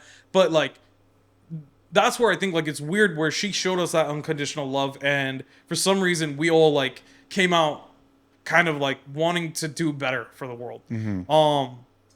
Which I didn't feel like computer science was doing. I just felt like I was making some rich fuck richer, right? I mean, Lucid's a EV company, right? Yeah, but dude, you're helping with the pollution, bro. Bro, reframe your mindset a little bit, you know? They're like an EV company, given that they are, right? But like their whole thing is like their luxury, right? So they're like trying to like they have like a partnership with Saudi Arabia. In the end, their like whole thing is like the environmental aspect of it, like, oh, it's nice, like it gives us more marketing, more, but they don't really care. Like for them, it's just a marketing scheme to like get more money and shit. Like at least that's how I felt while I was working with them, because I don't feel like they cared about their people. I don't feel like they cared about So their do you think it was just the company, and maybe you still take that same position in another company? it would, again, like I feel like even then I don't feel like I feel like more of the effort would be gone into making somebody rich, and less of the effort would actually be made into I like mean, if it's actual. a public company, yes, 100%. Yes, That's yeah, exactly what they're exactly, aiming for, exactly, right? And again, maybe that's just, I think it's like everybody else, or maybe not every, either people don't think about it, or people have like accepted it and moved on and realized like, hey, like being stuck up about this, like at the end of the day, you gotta feed yourself. You gotta like do shit. Like you gotta be an adult. You can't be a whiny little kid being like, hey, you know, like I don't like the way the world works, like so I'm not gonna do anything like that. That just doesn't work, right? Yeah. Especially if that eventually becomes your burden to others, right? And I feel like maybe I haven't matured enough to reach that point, right? I'm trying, and I'm trying to get a job and things like that, but I yeah, I feel bitter maybe towards the world. Like, why is it that like where we our whole thing is just to make like people richer and things like that, and like why aren't we like trying to like help people more and things? You live in the United States, bro. I That's know. why. Yeah. I mean, dude, I might be talking a little too socialist. They might get me out, put me to Russia, you know? You know, because A little communist. you in a certain way, you can kind of achieve what you want, like the lifestyle you want outside of the Yeah. States, right? So there is a give and take. I'm sure there are companies that are really for the benefit of the world, but Yeah. you're not going to look at that in any company that's going to be public, you know? So Absolutely. maybe just where you're looking, you know, because like to me, maybe you should refine. Okay, I shouldn't be telling you what to do, but this is just my opinion. Maybe if you reframe your mindset as, because you're a smart guy, I'm telling you that. You come from a smart family, right? I'm telling you that too. I'm sure you know. Maybe if you reframed your mindset as in, the world needs me to step up to do these things, that will help out. Yeah. You know, and I should go out and be supportive of these companies that are looking to do that instead of just a company that's going to pay me. You Yeah, know, maybe yeah. that'll motivate you more to, it'll align with you to where you might want to start applying for more jobs, you know? Yeah. Because how are you, and again, this is, you know, I'm not trying to be like an older brother or father figure. No, I'm, no, I'm, not all I'm that. speaking in the sense of like, I want you to have your funk, your right, where the fuck you want to call it, right? Because Yeah. I know you can amount to more than that. And for whatever reason, you don't feel a drive to do that because maybe you're just going the wrong direction. Yeah. Right. Because I think that's the way I would feel about it personally. That's why it's my opinion, is because if I was going a direction where I feel unmotivated, maybe a disdain towards the kind of corporation that might be hiring me, then maybe I'm going the wrong direction. Like that's your gut telling you, like, get the fuck out of there, Yeah. go somewhere else. You Yeah, know? yeah. Absolutely, absolutely. And so, okay, I definitely feel like I agree. That is definitely a part of it, and I've been trying to reframe that, like trying to be like I could do. Part of that I feel like is I know I have a very like low self-worth. Like even when I talk about like all three of us, like our siblings and things like that, Yeah. it's always like, oh, like they're fucking geniuses, they're awesome, they're career oriented, and I'm just the like, you know, dumb, I'm the dumb one or some shit like that. I really do. Like I've always struggled more in like school and things like that, and while you know my sister also says like, you know, don't compare and shit like that, it's really hard when, you know, at the end you do compare to your peers. And my sister and my brother were always way like, they had a, like, they were more in tune with like academics and things like that. They really always were. You know, my sister, you know how fucking stupid smart she is. And same thing with my brother, you know, like he's fucking killing it right now, doing like all that he's doing. He's literally applying for his PhD.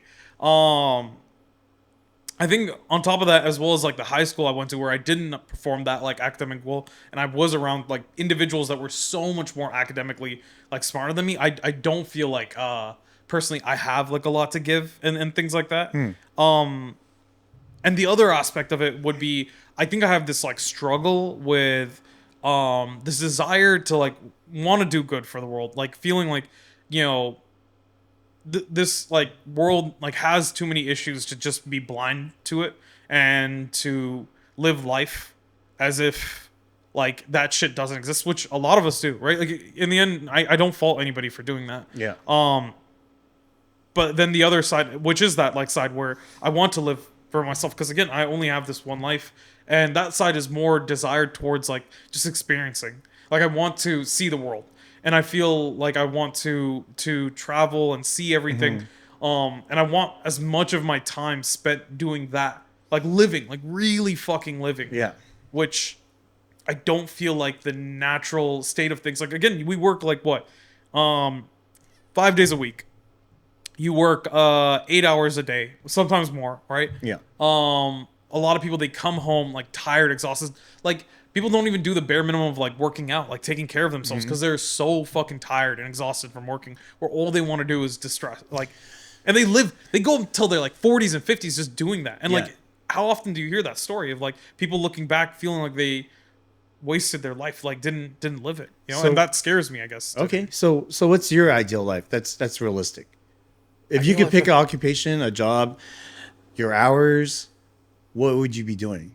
I think this is something that I have. So the jobs that I have been applying to are remote, because I think that could help like with that balance. It would be a job where I felt that I was making like a genuine impact, and like really helping the individuals in society that have been, and I'm saying this out of like pure arrogance, because I've done nothing. Like I have not helped them at all. Like in reality, like what have I done? Given a couple people like a couple dollars. What I've done almost nothing. But I want to do that, right? The ideal job would be one where I could help individuals while also still like having that time to myself to experience, to travel, and like do all that. To me, you're a pretty minimalist kind of guy. Yeah. Like you don't really need much, and Eh. traveling doesn't need to be expensive. True. I think if you're just trying to live a purposeful life and help people, and money's not your prerogative, like I don't think it's that hard. Yeah. But again, maybe I'm being arrogant, right? But like, because I don't come from that space. Like I want to do a lot, and it requires a lot of funds. But it sounds like to me, if you're all about experiences and helping people out, there's plenty of jobs that you do that most likely your parents will disagree with. Yeah. But there is like a choice out there, right? Yeah. And I don't know if you could. Okay, be honest with me. Are you okay with your mom being disappointed in you now if you were to take a job that goes completely For sure. opposite for sure. what she wants? For sure. You're okay with it? Yeah.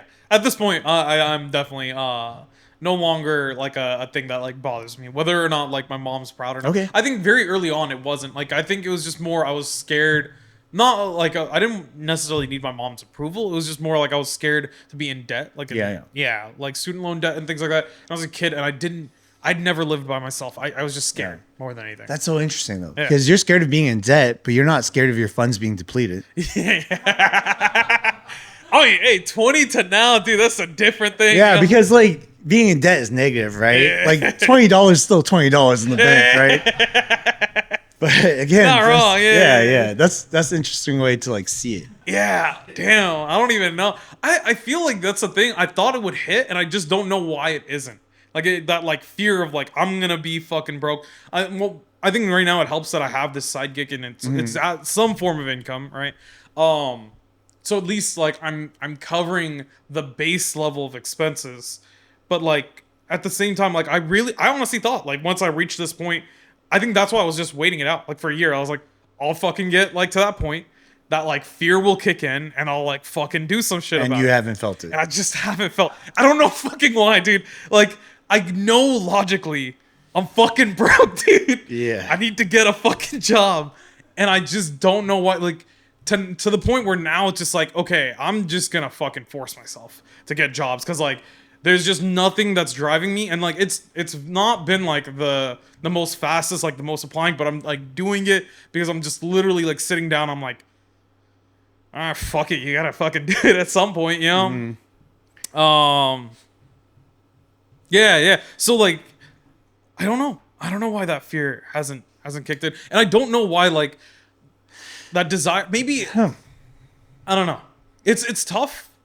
I'm thinking about like, you know, maybe I think there's also a resentment if I don't do a job that like pays well, because Not for the prestige and things like that, because I still went through all that bullshit, and it makes me feel like bitter in the sense that like I went through all that for what?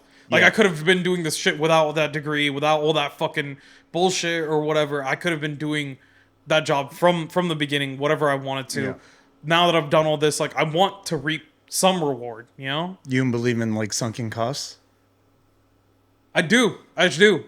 But at the same time, I feel like I am maybe not mature enough to have full control of my emotions.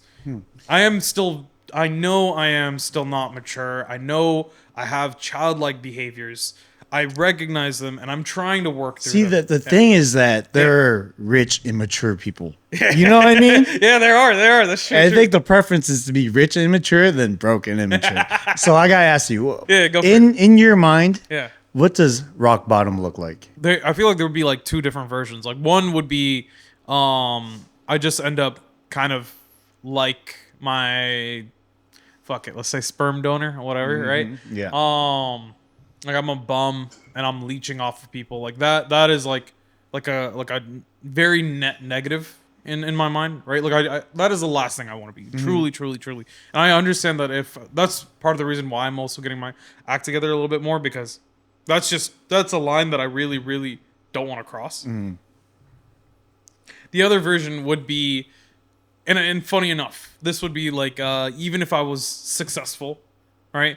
Making whatever amount of money, but like my whole life amounted to like it was no net good, right? Like I just lived, my entire life was working, and I was raking in like money, but I was not living. I wasn't experiencing anything, and I was not helping anyone. I was just making money and nothing else. I feel like that is a poor life to be lived. Honestly, I really do. Okay. How do you determine a net positive or a net negative? Like in terms of life? I don't- Because this sounds like Yeah, you would have it's- to have a rubric for that, right? And some kind of way to like measure it. But how do you do that? That sounds so abstract to me. It is. I don't know if there is a clear answer to that, and I think that's something very like, because I don't believe there is objective morality. I actually had a friend who, funny enough, his whole thing was to prove to me that like objective morality didn't exist, and you know I think yeah maybe it doesn't. It probably doesn't, and that was something very hard for me to like settle with and understand, but I still feel like I think I need to at least have lived a life where it has generally like, because honestly this world has a lot of problems, like honestly more than people can list, and to a degree it's everybody is complacent. Everybody. Maybe not every, okay, yeah, that's a strong word, but a lot of us are, a lot of us are, even the ones that you don't feel like they may not be, that they're like not contributing to the problem. A lot of people don't, but like really like, you know, every day we have our decisions that we make, and while no one can be blamed for acting selfishly all the time, right? There is a level of like, if nobody does it, sorry I'm speaking so abstract, but there's a level of like, if nobody steps up and does it, like this world will just continue to go to shit, right? In terms of what is good and bad, I don't fucking know. I really fucking don't. But I'm trying. And I'm trying to use the experiences. I'm trying to learn. And I'm trying to be open to understanding that I don't know what's good or bad. But learning from others, trying to do better, at least trying to learn what is okay or what is right to do. I want to also say, like, I had past experiences within the last couple of years that really made me understand that everybody wants to think they're a good person, but it's really important to look back and see yourself as the villain in times, not all the time, right? It's important to see in what way you were bad, in what way you truly were a detriment, because everybody has been. In the nature of life, you will do things that will have a large negative effect towards people. I think in 2022 or 2023, I had some of those experiences that were very potent, and that kind of really made me settle in with that idea. Um, but it also made me understand that we're all people, and it's important to not see individuals as good or bad guys, but to see that like every individual can do good or bad things.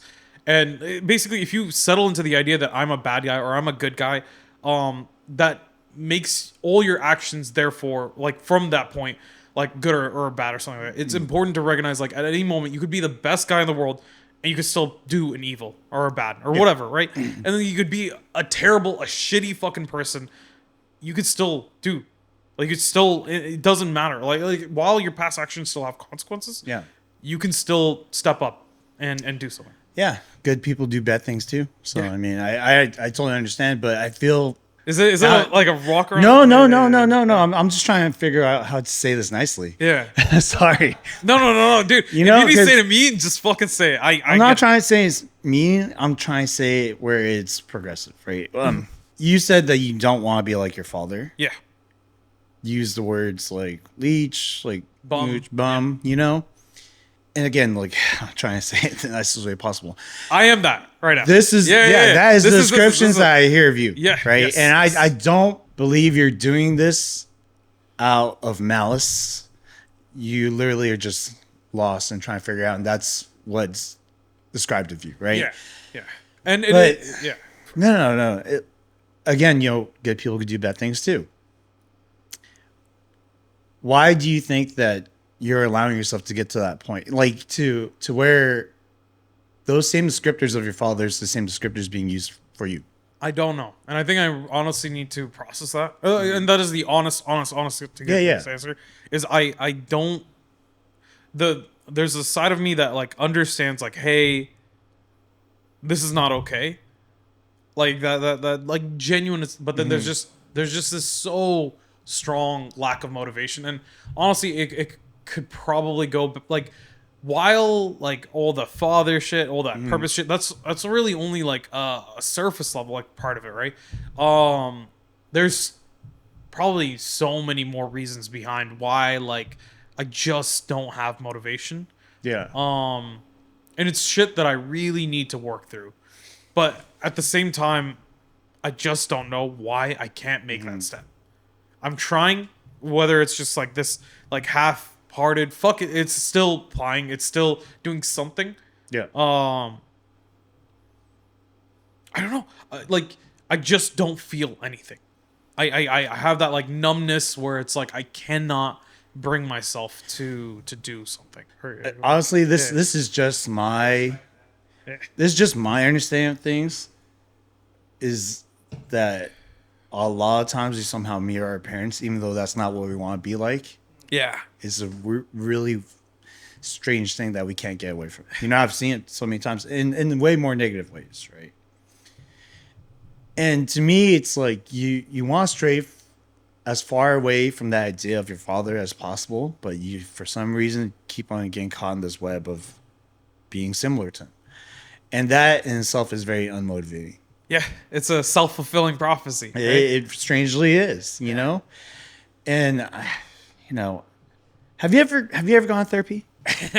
I've had so many friends who where I've opened up to, so many of them, or not so many, but enough where I try not to open up too much. Funny enough, I feel like I always do it with strangers more than anything. Like I open up, but with a few close friends, Elliot and a couple others being they've all told me like I really need to, and I have gone to one session.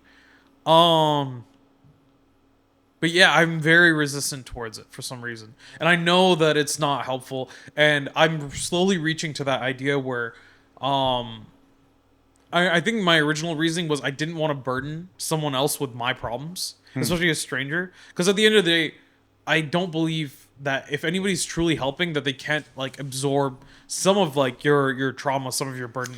But see, the thing about therapists is They're trained. they're trained. Yeah. They have a wall up. Right, Yeah. they handle it better, and this is the weird part, right? When you don't want to burden anyone with your problems, you burden everyone with your problems. Yeah. You know, weirdly enough, that's how it works. Which is why I'm slowly warming up to the idea. I really am realizing like there's no change, there's nothing happening, I need to like eventually reach that point because it's not changing. It's not. I can't do like I wanted to be stronger, and for a while I was like I was going through college and doing that. I was just fucking doing it without any help, without anything at all. I was just like, I'm gonna fucking do it. I'm gonna push all the fucking issues back to my mind. And for a while I was doing it, and then I graduated. Right, there wasn't that structure. It was all up to you, and I think at that point it was just kind of like caught up. Like, sorry, No, you're good. um, yeah, it all just kind of like caught up, and I just, yeah, it was just something that I thought I could move past, but I seemed like at the moment I couldn't. If I do get my shit together, I might not go to therapy because again I feel, and which is bad, right? It's really I should, but it's just something that like if I can get around not doing, I will, you know. I don't know. I believe everybody needs therapy and it's good for everybody. Yet I cannot bring myself to do it. It's fucking hypocritical. I'm a hypocrite in many ways. I really am. That's wild. Yeah, dude. Like at the end of the day, I know, and like, and I have anger issues, like, and it's very rarely seen by most people. Yeah. But I have very bad anger issues. Just like my father or whatever. Fuck. Sperm donor. Yeah, whatever. I'm a little. Yeah. But like you know, same shit. But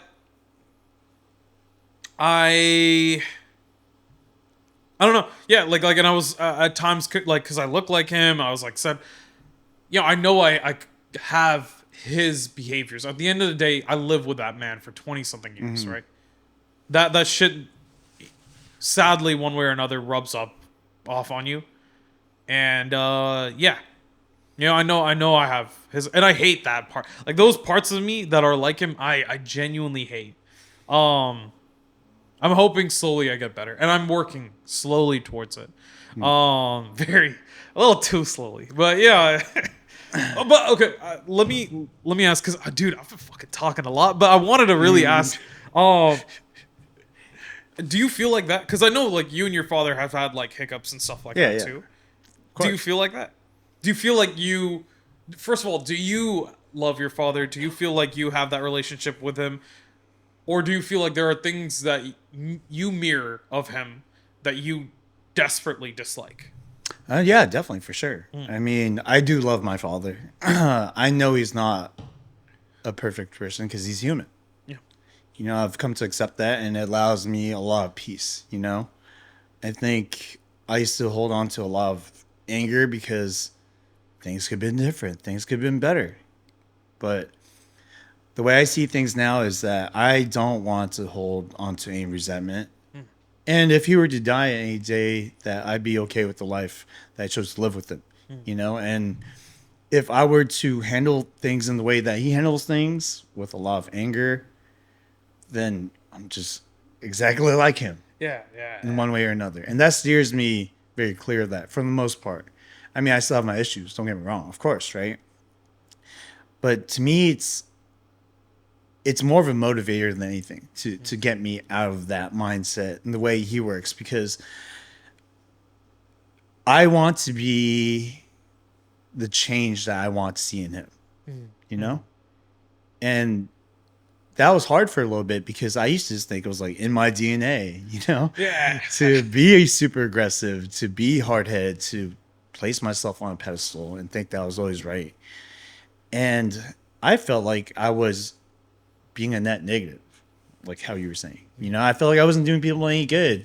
I felt like I wasn't doing my friends any good. I wasn't doing my relationships any good. I wasn't doing any good by him, you know, only until, like, I spoke about this before, like, now it's really hard for him to piss me off. Like, it's so fucking hard. And Really? I just smother him with love. Like, whatever the fuck he says, if he calls me an idiot or whatever, I'll just be like, oh, I love you, Dad. Like, you're so funny. You know what I mean?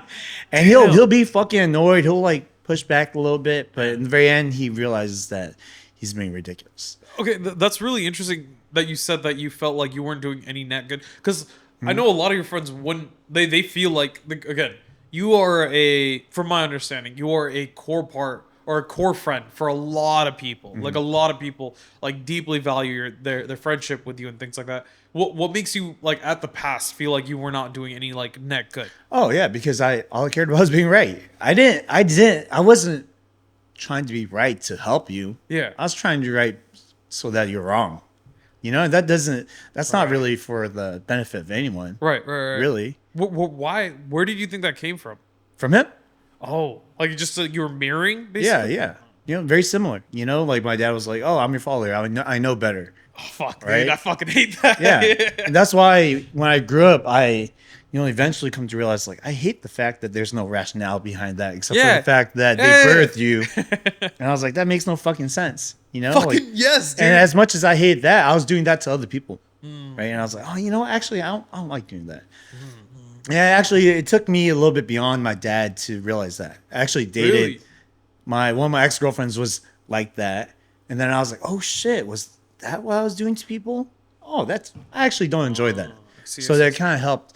And I think weirdly enough, you could get the same message from different people, but certain people just have a bigger impact for whatever reason. Right. Like why can't you open up as much as you can to strangers as Yeah. you do to your family? Like it's strange, right? Yeah. Weirdly enough. It really is. It Yeah, really I remember is. one time, like I had left a party and I told my girlfriend, I was like, "Oh, I love you. I'll see you later." Yeah. Right. And then she was pissed off at me. I forget why. But then one of my friends came up to her. It's like, "Oh, you know what? I love you and Peter together. Like I noticed that he really loves you." Same shit that I said, right? And she was like, "Oh my god, he really does. Like I miss him now." Strangely, Yeah. right? Other people's word holds some weight, right? And maybe because as humans we have biases, right? And the time where she's pissed off at me, she can't see through that bias. I see. But very similarly, like maybe you have that bias towards your dad. Like you feel so strongly this resentment towards him that you don't understand that you're going through it yourself, like the things that you're doing. Yeah, know? I don't deny that at all. Which is why like that when I was 20, I had I realized like while I hate him and all that shit, Yeah. like it was a bias at the end of the day. Yeah. It was absolutely a bias, and that's why I still called him, because I realized in the end of the day he's just a person, right? Yeah. He could be a narcissist, and he could really have no like true love for anyone other than himself, but he's still a person at the end of the day, and I want to be better than him. That's why like the entire time I never once while he whatever beat us and things like that, I never once like beat him. I never once fought him. I never once did anything. Literally the reason he stopped fighting me was because I was like, yo, like keep on going. I don't care. Like I just I told him like you could beat me, but it won't affect me and things like that. And that was when he realized like he no longer had that power. So he stopped, more or less. Which is like exactly very very fucking like interesting, where like you're trying to like be better, you're trying to and I was, when I was like at that age, I was absolutely trying to be better, and I still am, but I still recognize that I still have his patterns, I still have his anger, Yeah. I still have his You think your dad will ever go to therapy? hell no. He doesn't think anything's wrong with him, bro. Yeah. He thinks he's good. He thinks he like everybody else is the problem. Yeah. He's okay. Like he's good. He's the one that's like has his shit together. Okay, but you don't think you're good. No. But you won't seek therapy. Yeah, but that's just because that's like those self-worth things, right? Where like I don't feel like I'm worthy enough for it or some shit like that, right? It's that blockage of like I don't want to burden even though I am, dumbassingly like burdening people on the back end, like I don't want to burden some stranger with like all my problems, all my issues and things like that. Yeah, I don't know. It's a very stupid yet unique situation, and not really unique at the same time. Imagine other people go through it. Yeah. Which honestly, so if you don't mind, I know your brother is going through something similar. Do you mind if I ask like how has that been? Like how have you been dealing with it and things like that? I mean, it's been hard. Yeah. It's been really hard. It's his situation is a little different as far as the starting point. Like he's always had a lot of self-worth, valued himself, held himself up high, and I think he's just come to a point now where he feels a little bit of imposter syndrome, like all those values and all the things that he held his self-esteem so high to is kind of like crashing down. And I don't know, as a brother, I want to be really empathetic towards it, but I think there is a lot of value in humility. And do you feel like he lacks that? I think he did. Okay. I think he did personally. I think he's a person who, well, he's not a middle child. He's kind of like a middle child. It's funny enough, right? He's the youngest though, right? No. Oh wait, no, My your sister's the the youngest. So he's. Well, but we you have a also half. have we also have two yeah, half brothers yeah, who are yeah. like super young. Yeah, right? yeah. So I think what it is like realizing where he's at right now is not a bad thing, because just like how good people do bad things too, great people could be in bad positions too, and that's fine. It's all about getting yourself out of it, and life's not perfect, right? I think that's where he's struggling, is the fact that he feels like he's fallen so short. And that's okay. You know what I mean? People go fucking bankrupt and come back. It's Right. it's not a big deal. People get injured and they come back. We're resilient beings. Right. Right. If you allow it. So you feel like he maybe lacks resilience? I think my brother definitely lacks resilience. I think resilience, because the way I think about resilience is your ability to bounce back, right? I think that's what resilience is. Right. And I think, funny enough, he's like your siblings and you combined, right? He's like kind of like the middle child, but he's also like very gifted, right? He's probably like the most gifted out of all the siblings, right? Things were kind of given to him more so, right? Like he has natural ability to be one of the most studious kids in all of his class, and he didn't have to try. Very artistic, very charismatic. You're right. Absolutely. He has the looks. Like there's plenty of things, endless list of good things you can say about him, right? So I think the crux of that is like when you have that kind of upbringing and things don't go your way, you typically lack resilience to it. Right. Because you're like, oh shit, this is news to me. Yeah. What do you mean she don't want me? Like, what the fuck? All the girls want me. You know what I mean? Like, why is this coming hard to me? Like he's not used to it. Right. And I think that's how you typically build resilience, is when you overcome like struggles. Right. And when you don't have that many struggles is kind of, it's not built it's kind in. of difficult. Right. I think he's just coming to terms with this at his age, and it's hard to talk to him about it because I don't quite understand exactly where he's coming from. Because me, on the other end, I always felt like I always had a bunch of like, pitfalls. And Right. fuck, dude. Struggles. Yeah, and, like, yeah, Yeah. Maybe I just victimized myself. I don't know. But regardless, I think we have two different levels of resilience. And for me, like I just view things as a challenge, and sometimes things do get extremely hard and I can't figure my way out of it, but also I'm totally willing to accept help. I'm not great at asking for it, but I'm willing to accept it. Like people try to help me, yeah, please, like help me out, but he's not very good at that.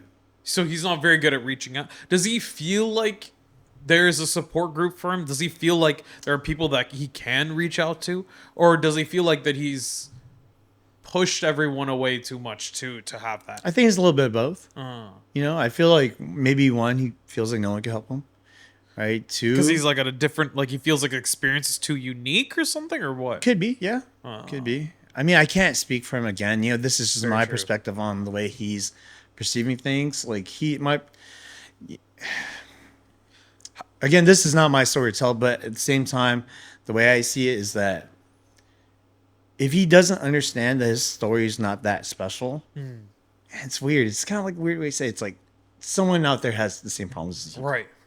Probably worse. Right. That if they could get out of it, you could get out of it. But I'm not trying to diminish like the things that he's struggling with at all. I'm just more so saying that there's hope. You could do it. No, absolutely. Okay. Going from the other side, like how do you feel like it's been to experience a sibling that's kind of been, not only like unemployed, but like one that has like lacked that like motivation. Because like again, I've only experienced what is like on my side, right? Yeah. I've been that, like, if you want to call it loser, like sibling, whatever. What does it feel like on the other side to have that family member where you feel that like constant like pressure, maybe, or I don't know what the exact See, word. I don't know. My perspective is probably a little different Yeah. than Ipsa or Diz, but my brother, I felt like had a lot of things going for him, and I feel like it almost feels like a shame he's not living up to his potential, if that makes sense. And to me, I hate that because I see so much potential in him Right. that he should be great, you know? But also, I think when you have that, sometimes it does go against you where maybe the expectations are too Too high. high. Yeah. It might be a little crippling. Yeah. Yeah. And I No, think maybe absolutely. that's what it is. Because to me, again, I don't think, very similar to you, like, I don't think he's a lazy guy. Like, he'll do some shit that requires a lot of fucking effort to do, just not the things that he needs to do. You know what I mean? Yeah. Yeah. And I can't explain that. I don't know exactly why he's lacking motivation in the right areas, but I do know that it's going to require a village. I don't think that this is something that he could get out of by himself. I think that's how he got there by himself. But yeah, you just gotta understand that it requires like a really great support system, but you also gotta allow help. Right. Right. To- You can't. to You get the can't help that you force help on You anybody. you can't, dude. You can't. It's like impossible. Like for me, as much as I want to say that I'm participating in maybe making his life better, if he doesn't want to do it, then can't. there's nothing. Because the thing about that is that as an older sibling, I see spurts of motivation in him, right? Where he's like, oh yeah, I want to get my life together, do this. But the thing is, motivation is fleeting. Motivation is not going to get you through Yeah. what It's you need discipline. to do. It is discipline. discipline. Yeah. But, as with anyone who needs help and is willing to receive help, you also got to be able to give help more often than once. I think being like, oh yeah, let me take you here and do this, or let me help you apply for a job one time, it's not going to do it. Right. Because You gotta stick with them all throughout. Yeah. discipline requires repetition, right? You can't do something once and call it discipline, right? Yeah. Absolutely. Yeah. So to me, it's like I gotta also be understanding because it is frustrating, right? I'll explain like that. It is frustrating to ask him to go to the gym, ask him to go apply for jobs. But also, if I'm gonna lend out a helping hand, I also have to understand that it requires more than once, and maybe it's not just me too, because I don't think that I could do this by myself. To be honest. Yeah. And if there's any time that I've asked for help, it's for him. I literally have asked people like, hey, can you, help my brother out with this or that, whether it's his job or just getting him outside the house, getting him to have some fun, whatever it is. But it is difficult. Do you feel like, do you feel like your brother has like maybe and I think we've talked about this before, like an antagonistic attitude towards you? Not so much, maybe a handful of times. Okay. We grew up in an environment where it forced us to be strong. Like, in an environment where, yeah, there was abuse and things like that. And we had to thicken our skin up a little bit more. Because my brother, if you had met him in middle school, completely different person. Really? Yeah, slightly like way more introverted, like a little bit more on his nerdy side, which he still kind of does, but it's hard. You'd be hard pressed to tell, know? Right. And yeah, I think that just comes with the territory. Like if you think you gotta be strong or head of the household and you gotta man up, you gotta act a certain way. So I think when he viewed something that I would do was wrong, then he would act kind of antagonistic. But other than that, not really. Okay. I think it's just like a strong sense of moral, maybe. Not saying that it was like correct, but he was just acting the way that he believed was right, which I think he does pretty often. Right. No, In general, I think it's just time for him to, that humility to say and be like, oh, you know what? Maybe I was right, And I think I learned very early on that I wasn't, So that just came with, gotta thank my ex-girlfriends for that. Hey, I mean, you learn. Hey, you get take the good and the bad, right? Yeah, You yeah. got something. Definitely out of learn from my toxic ways for sure. But it's still a work in progress, and Yeah. I'm not a saint by any means, even till today. You know, I have a lot that I feel like I lack, but I'm willing to put in the work to do it. Yeah. And sometimes it is very difficult to seek help, you know. But it kind of goes back to this, where if I can't be an example for that, then it's, you know, why would you listen to me? Right, Right. right. It's that sense of like credibility, right? Like Yeah, yeah. you are embodying what you're preaching Yeah. essentially. Yeah. And people hate hypocrites. Yeah. You know, the funny thing that I learned is like even though like hypocrites exist and things like that, there's that like idea in philosophy where you separate the words from the speaker essentially, right?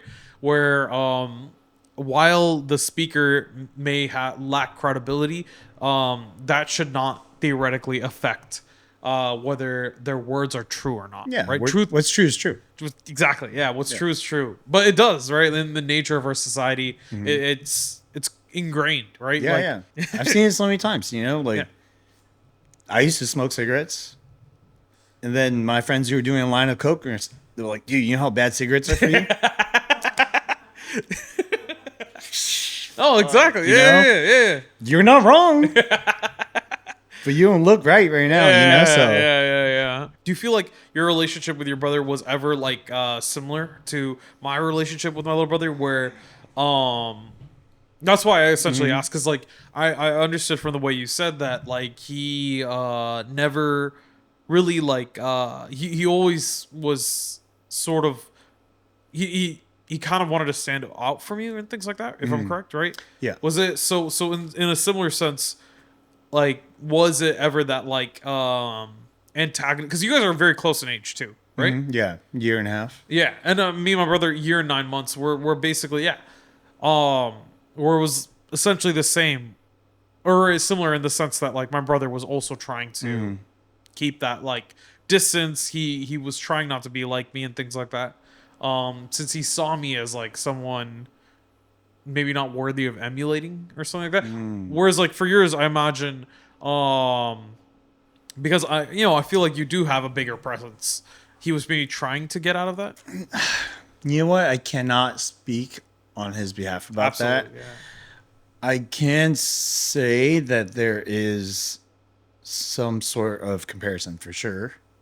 You know, I've felt that. You know, I go around and people are like, "Are you Dante's brother?" Yeah. You know, it's the ongoing joke in the group, Yeah. right? It's like wherever I go, someone thinks that I'm either him or I'm his brother, which I am. But I don't know. I think I don't hold my value as a person to compare Right. myself to other people. Like I try not to, at least. You know, it's hard sometimes. Don't get me wrong. Yeah.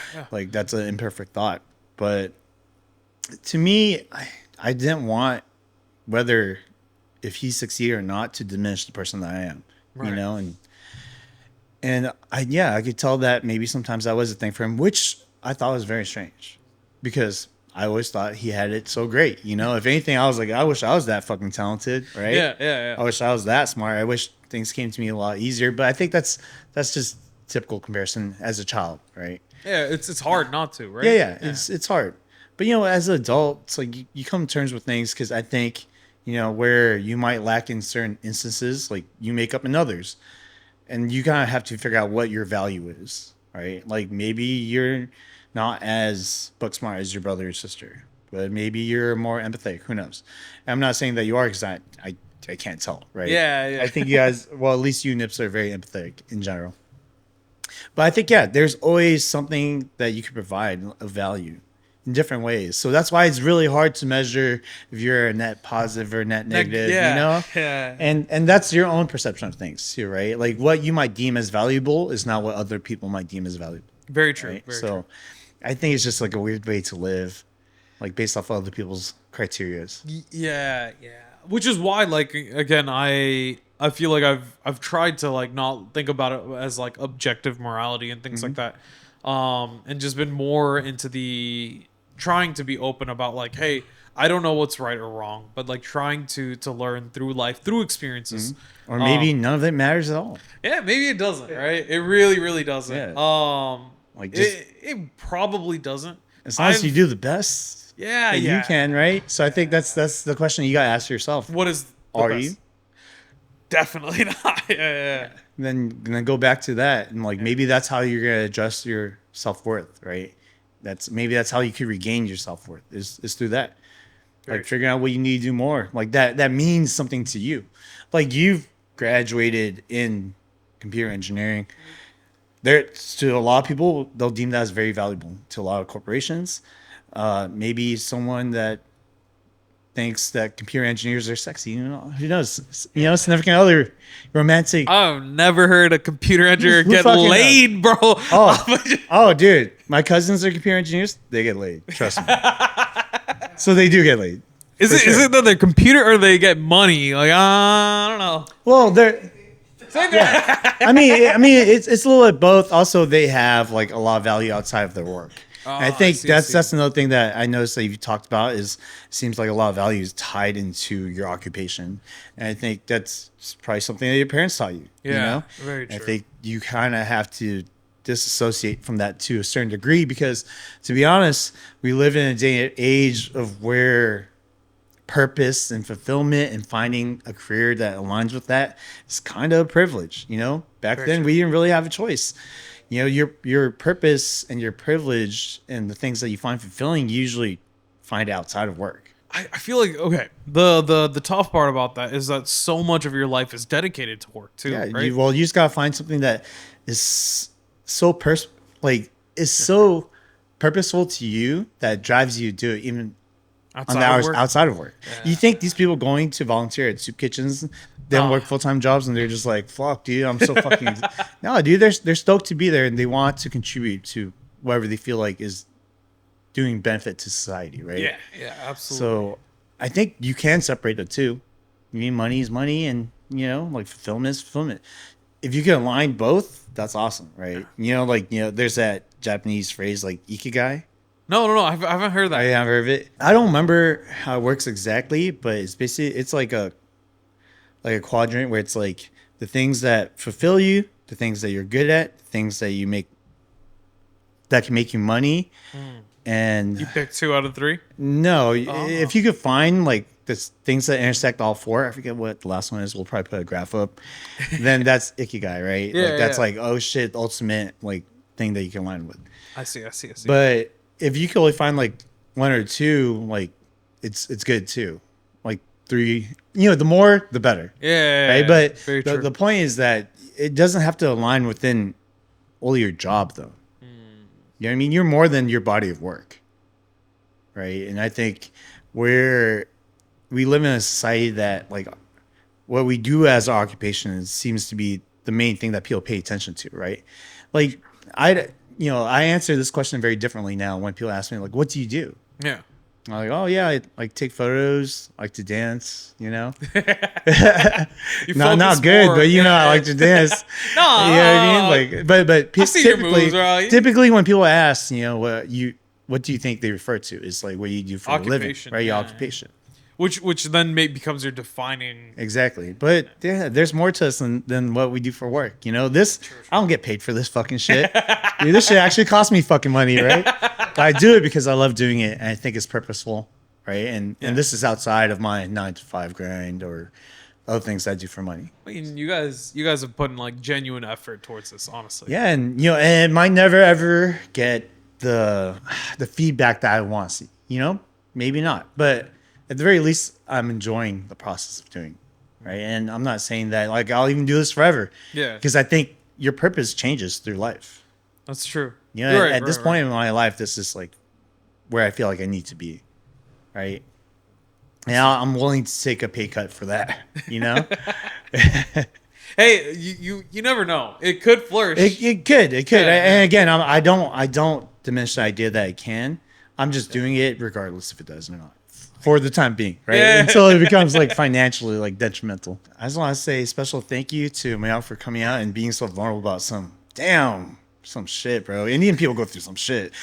Anyways, let the audience know where they can find you. So you can find me in LinkedIn. So RS, fucking hire me, bro. I need a job. Fucking hire me. Yeah, plug his LinkedIn page. RS, my first name, MAYANK RS. Fucking LinkedIn. Go find me, all right? All right, and I want to say a special thank you to the audience for watching all the way through. Make sure you like, comment, and subscribe. And remember, live fast, eat ass. ass.